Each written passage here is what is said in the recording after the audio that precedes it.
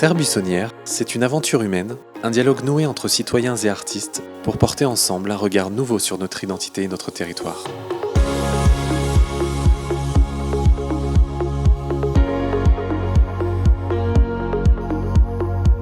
De septembre 2019 à juin 2020, 4 compagnies et artistes associés ont exploré avec les habitants de tout âge les langues et langages qui nous construisent. Expérimenter, rencontrer, échanger, faire ensemble. Les langages de cette rencontre sont artistiques, faits de poésie, de musique, de danse, de marionnettes ou encore d'art plastique. Cette année traversée par la crise sanitaire a vu les projets imaginés bousculés. Mais artistes et habitants ont tout de même réussi à poursuivre ces rencontres, en les réinventant ensemble, et continuer ainsi d'enrichir ces moments précieux qui transforment le paysage de notre imaginaire.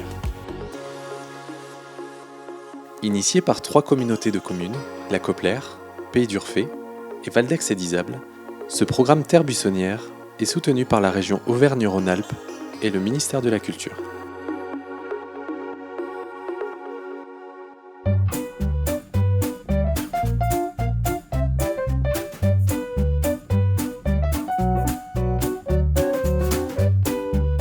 Depuis 2018, la Terre buissonnière est jumelée avec la Turaki.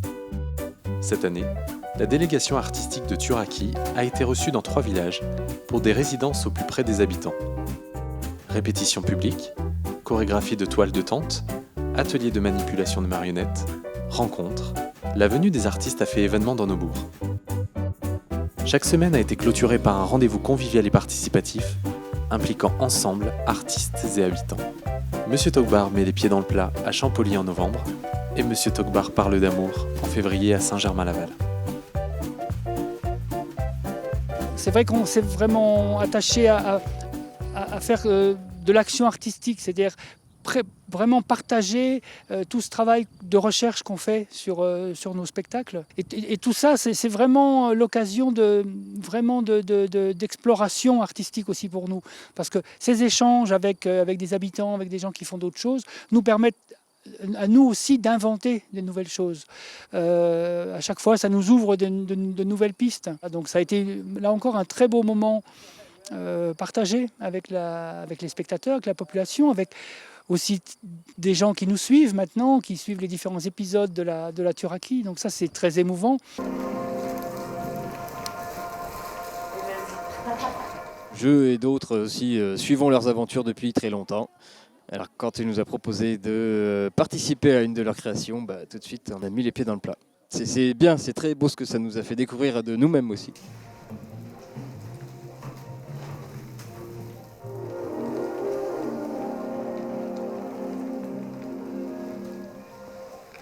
Le 3e épisode n'a pas pu se dérouler comme prévu, en raison de la crise sanitaire. Mais à peine la terre buissonnière déconfinée, le Turak Théâtre est venu nous rendre visite à Neulise pour une nouvelle exposition en Turaki déconfiné, improvisée au pied levé.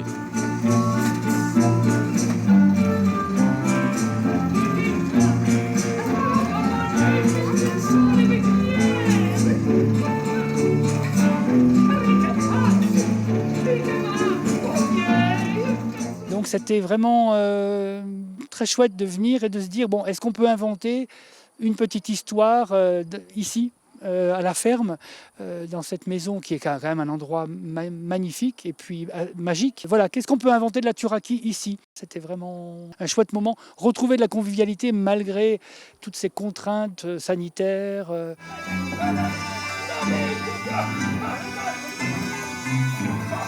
C'est plein de poésie, plein de choses inattendues. C'est vraiment... c'est toujours un ravissement, quoi. C'est magnifique.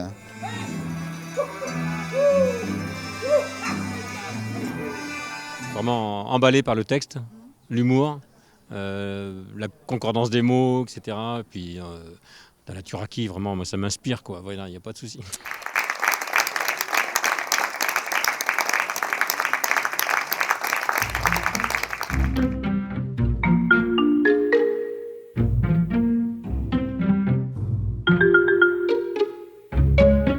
Sur le chemin de leur quotidien, au collège, à la bibliothèque, au bar associatif, à l'EHPAD, au concert, jeunes et moins jeunes ont rencontré des poèmes d'Armand.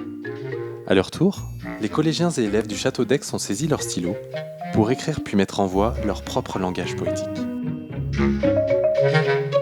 Je me donne comme rôle de faire émerger en eux leur part de créativité, quoi.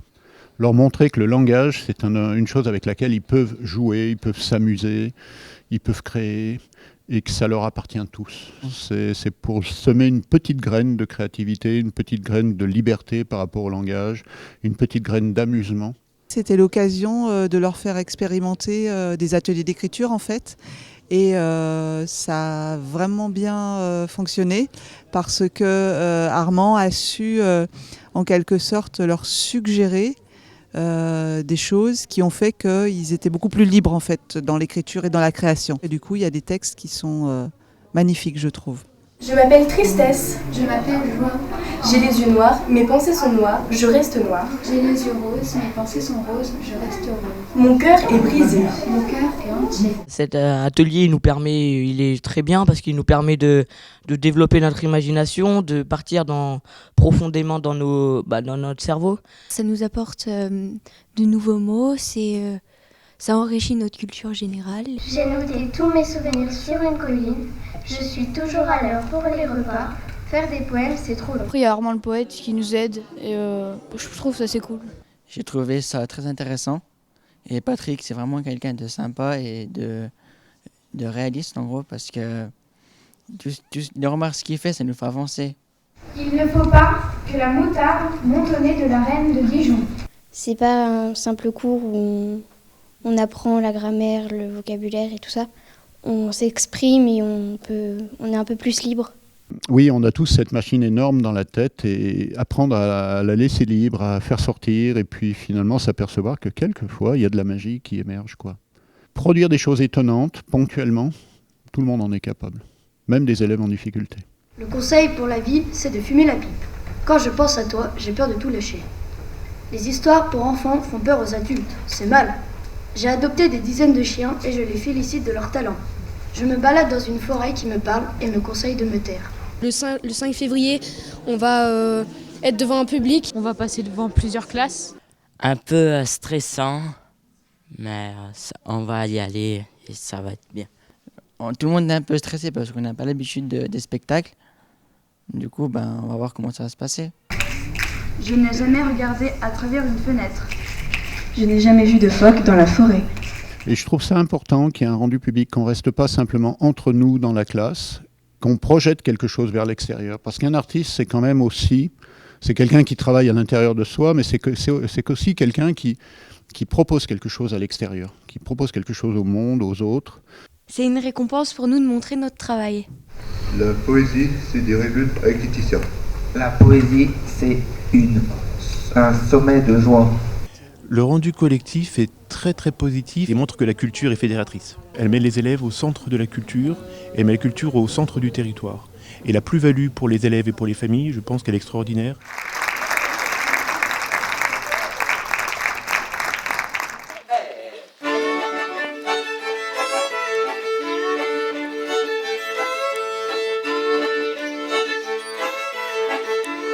Autour du répertoire vivant des musiques folk, enfants et musiciens amateurs ont expérimenté l'écriture de chansons et la pratique d'une musique à danser.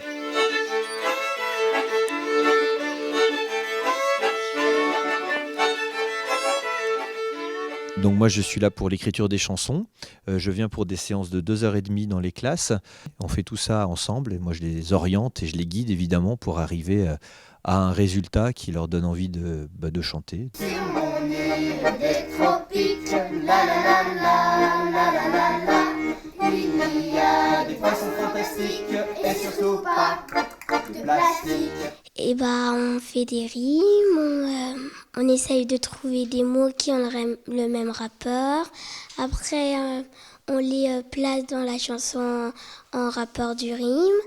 Après, on redit la chanson, on essaye de mettre du rime, on met le ton. Quand j'ai besoin d'air pur, je deviens un artiste. Dans les classes, il se passe des choses du coup entre les élèves sur l'entraide, la collaboration, sur des fois des élèves qui prennent pas beaucoup la parole dans un temps scolaire et qui là ont un temps pour s'exprimer. Parce qu'on est sur d'autres, on n'est pas sur le savoir, on est sur un laboratoire d'idées. Et puis le plaisir de faire quelque chose de collectif. Ça, je vois que pour les enfants, c'est notre chanson, quoi. Pas besoin de diplôme si tu veux être heureux. Moi j'aime bien parce que j'aime bien chanter. C'est un petit peu dur du premier coup, mais après on y arrive. C'est trop bien. Il y a des cœurs sous terre. Il y a des cœurs qui passent. Ils sont fiers de savoir que c'est eux qui auront inventé leur propre chanson. Et puis hâte de pouvoir montrer, comme beaucoup d'enfants, le fruit de leur travail. C'est les vacances, tout me sourit. C'est les vacances, tout me sourit. J'ai de la chance, j'ai des amis. J'ai de la chance, j'ai des amis. J'aimerais que la maîtresse parte à la retraite. J'aimerais bien chanter une jolie chanson. Allez, à vous! Vous trouvez bizarre, mais pas moi. Je vais mettre le bazar, ça suffit comme ça. Vous trouvez bizarre, mais pas moi. Je vais mettre le bazar, ça suffit comme ça. Le CD tournait en boucle pour partir à l'école tous les matins.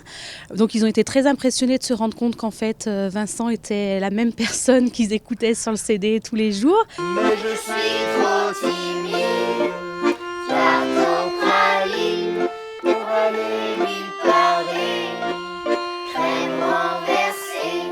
Mais je suis trop timide, tarte aux pralines, pour lui dire que je l'aime, tarte à la crème.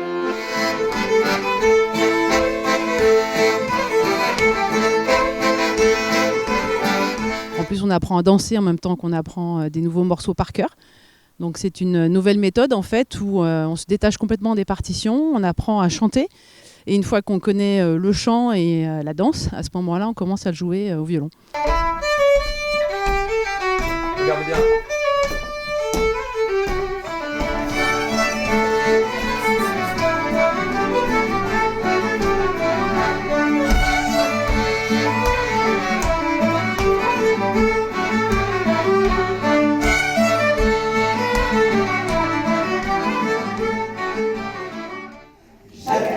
Ma route en pause pour cultiver les roses et tant d'autres choses que tu me proposes. J'ai mis ma route en pause pour cultiver les roses. C'est une métamorphose, tu en es la cause. Une journée pour parler d'amour dans toutes les langues. Théâtrale, poétique, musicale, mais également langue des signes, patois, grec, thuraquien. Une journée polyglotte, mêlant joyeusement artistes et habitants, abolissant les frontières autour d'un thème universel, l'amour.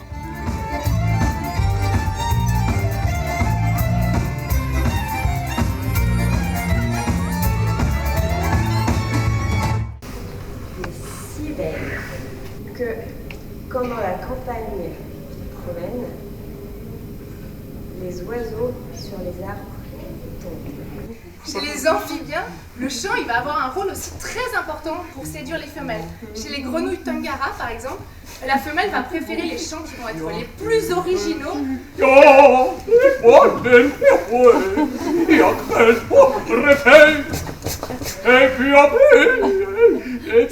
Cette sélection pour un partenaire, elle peut se faire oui selon la musique, mais aussi selon l'odeur.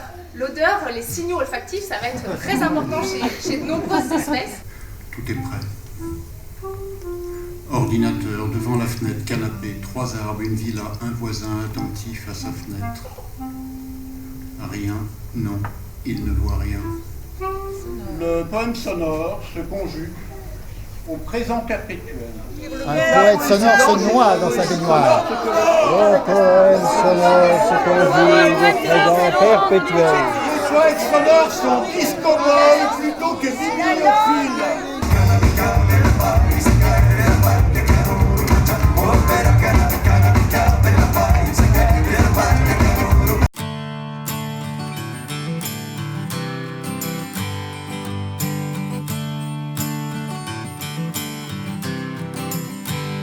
enfants de la Tuilière ont investi de façon artistique un lieu familier au cœur du village, le lavoir.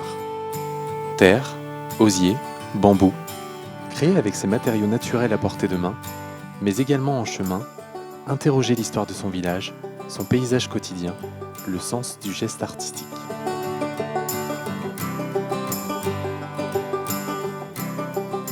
Puis on a commencé ici à la Tuilière, et la Tuilière, comme son nom l'indique, est une histoire de tuiles et d'argile. Alors on s'est dit, ces enfants ici, ils ont besoin de connaître leur territoire, d'où ils viennent, et on a commencé donc à penser la terre, les tuiles. Nous, on est arrivé avec un travail qui est autour de celui de la compagnie, donc qui utilise à la fois la matière végétale qui était investie dans le spectacle, et aussi notamment le travail du corps, et de comment on investit aussi le corps dans la création. Mais du coup, ça a aussi permis de soulever des questions sur... directement, ils ont dit, mais ça sert à quoi ? À quoi ça sert l'art ? Qu'est-ce qu'on fait là ? Et du coup, à dépasser cette question de juste l'utilité pour arriver à comprendre qu'il y a d'autres enjeux à travers ça, dans l'acte de s'engager, de créer tout ça, que ça... Il y a des choses qui se passent au niveau partage, au niveau de l'évolution du regard qu'on porte sur son environnement. Pour amener les enfants à modifier un peu leur point de vue, à travailler le cadre, à travailler l'espace, le paysage. Et donc c'est vraiment très enrichissant pour eux. À récupérer la terre sèche et commencer une petite ligne jusqu'à la terre crue. J'ai bien aimé pour montrer un peu ce qu'on peut faire avec la nature. Je trouve que c'était chouette de faire ça. Parce que c'est bien de travailler la terre, de faire ça avec des artistes surtout. C'est un projet qui dépasse finalement le cadre strictement scolaire, puisque ça va être l'occasion d'avoir aussi un public. Il y a des parents d'élèves, des grands-parents, de la famille, des journalistes qui vont venir aussi. Et c'est à la fois très motivant. Et puis, ça va finaliser le projet. C'est pas simplement faire entre soi, mais c'est aussi pour les autres.